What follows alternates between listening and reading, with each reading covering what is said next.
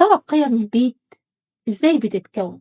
البيت الآمن محتاج قيم واضحة يعيش بيها. طول الوقت بنقول لولادنا اعملوا كذا بلاش كذا، لكن السؤال الحقيقي هل إحنا بننفذ اللي بنقوله ده قبلهم؟ البيت اللي فيه تناقض ومعايير مختلفة بيزرع ارتباك وخوف. يا ترى ليه القدوة بالفعل أهم من الكلام؟ لأننا ببساطة زي ما قلنا قبل كده الطفل بيتعلم بالمشاهدة مش بالأوامر والمحاضرات. لو الأب بيقول ويعاقب على الكذب وفي نفس الوقت هو بيكذب، الرسالة اللي بتوصل للطفل هي التناقض والارتباك. ربنا سبحانه وتعالى في كتابه العظيم بيقول لما تقولون ما لا تفعلون. العمل والتعلم بالمشاهدة هي اللي بتزرع قدام الولاد القيم اللي بيعيشوا عليها وبيها طول عمرهم، زي الصدق والاحترام والعدل والرحمة، تحمل المسؤولية. لما القيم بتبقى مزدوجة خارج البيت غير جواه، في الشغل أو مع الناس مثاليين وطيبين، وجوه البيت عصبية ونطلب منهم إن هم يحترموا بعض ويحترمونا وإحنا بنعمل خلاف كده، ده بيخلق جواهم فقدان ثقة في كلامنا وفينا وفي آرائنا.